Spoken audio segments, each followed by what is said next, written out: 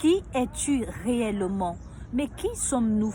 Nous ne nous posons peut-être pas la question et pourtant là-haut dans le ciel, tu peux être un sans-papier, tu peux être une personne sans identité, comme ce fut le cas un bon moment en tout cas pour Jacob, oui, qui était un sans-papier.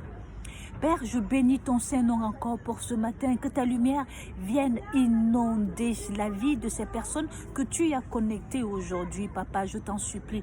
Viens nous transformer, viens nous changer, viens nous révéler notre identité aujourd'hui. Que ton nom soit élevé, Papa, au nom de Yeshua, le Messie, le Nazoréen. Amen, amen, amen, amen, amen, amen, amen. Jacob et Ésaü, vous connaissez certainement l'histoire. Ce sont des frères jumeaux qui sont sortis d'un même ventre, celui de Rebecca. Leur papa, c'était Isaac. Mais seulement, ils avaient des caractères bien différents. Jacob est un lutteur de naissance. Depuis le ventre de sa mère, il n'a cessé de lutter. Mais pourquoi il avait ce caractère de lutteur? Parce que Jacob est celui qui avait entendu l'Éternel parler à sa mère. L'Éternel avait dit à sa mère: de ton ventre sortiront deux nations, car sa mère se plaignait beaucoup de toutes ces contractions, de ces mouvements dans le ventre qui la dérangeaient déjà un tout petit peu. L'Éternel vient lui révéler, donc il y aura deux nations qui sortiront de ton ventre. Donc il y aura des jumeaux, mais de ces nations, il y a une qui sera plus forte que l'autre. Les bébés entendent, les bébés comprennent. C'est une parenthèse pour les mamans qui me suivent aujourd'hui. Lorsque vous parlez à votre bébé, arrêtez de dire bababa, bobobo, non. Il faut donner de vraies paroles de bénédiction, car ils comprennent tout ce que nous disons. Alors Jacob entend ceci depuis le ventre de sa mère, et donc il se met à tenir le talon de son frère Ésaü. Il y a une lutte qui commence depuis le ventre. Il veut sortir le premier pour hériter de la promesse. Malheureusement, à ce moment-là, c'est Ésaü qui sort le premier, donc c'est lui l'aîné, jusqu'à ce que les choses changent. Jacob a un caractère bien différent de celui d'Ésaü. Il est celui qui a marché avec un peu plus de sagesse, un peu plus d'intelligence. C'était un homme posé, un homme calme, un homme qui observait beaucoup et qui avait préféré rester sous les jupons de sa mère, dans le plus casanier des deux. Contrairement à Ésaü, qui était plutôt un homme qui était myope, qui ne voyait ni physiquement ni spirituellement, très agité, fougueux, qui aimait la chasse, dont le goût du sang. Il était toujours dehors, il était toujours parti. Alors, qu'est-ce qui se passe entre les deux? Jacob, il réfléchit à longueur de journée. Il se dit, mais comment je vais faire pour obtenir finalement mon droit d'aînesse? Car les paroles que l'Éternel a prononcées, il faudrait que ce soit moi qui sois le grand frère. Alors, il propose à son frère qui revienne de la chasse, Esav, donc Ésaü, il lui propose un plat de lentilles. Pourquoi? Parce qu'il connaît son frère. Il sait que son frère est un homme qui aime les excès de table, les excès de manger. C'est pour ça que la Bible nous dit d'éviter les excès de table. Lorsque tu manges beaucoup, lorsque tu es gourmand et que tu aimes les choses du monde, ton esprit s'alourdit au point que tu ne te souviens plus des promesses de l'Éternel. Ésaü, malheureusement, il est tombé dans le piège. Il a pris ce plat de lentilles contre son droit d'aînesse. Donc Jacob devint le premier de la famille. Il devint le frère aîné pour un plat de lentilles. Contre Ésaü qui a méprisé, n'est-ce pas, son rang de grand frère. Ésaü est venu mépriser quelque chose de sacré, quelque chose d'éternel contre une chose éphémère, un plat de lentilles. Jacob devient donc, comme je disais tantôt, le frère aîné. Et donc c'est lui qui vient hériter, comme la tradition hébraïque, n'est-ce pas, le proposait à l'époque. Jacob devient celui qui va hériter d'une bonne partie des biens de la famille à la mort de leur papa Isaac. Mais ceci n'est pas suffisant, parce que Jacob sait également qu'il y a une promesse, n'est-ce pas, sur Abraham, son grand-père. Et la promesse était divine. Alors comment obtenir cette promesse divine? Si des biens lui ont été donnés par les hommes, il faut maintenant qu'il hérite ceci du ciel. Mais pour hériter du ciel, et ça je te parle à toi, il faudrait que tu aies un nom, il faudrait que Dieu te révèle un nom.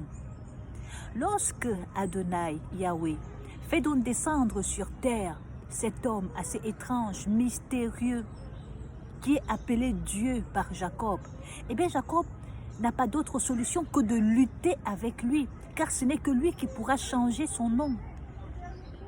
Il se met à lutter avec cet ange, avec cette représentation divine, jusqu'à l'aube, jusqu'à ce que cette représentation, cet homme, cet ange vient lui demander, mais quel est ton nom? Il lui dit, mon nom est Jacob. Est-ce qu'il ne connaissait pas le nom de Jacob? Il connaissait le nom de Jacob, mais il fallait que la déclaration vienne de lui. Il fallait que la parole sorte de lui, parce que la même parole qui sortait de Jacob était la même parole qui allait annuler désormais, n'est-ce pas, cette ancienne identité. C'est pour ça que je disais tout à l'heure, Jacob n'avait pas d'identité. Il était un sans-papier là-haut dans le ciel, jusqu'à ce que cet ange vienne lui dire, désormais tu t'appelleras Israël. On lui offre ainsi sa carte d'identité spirituelle.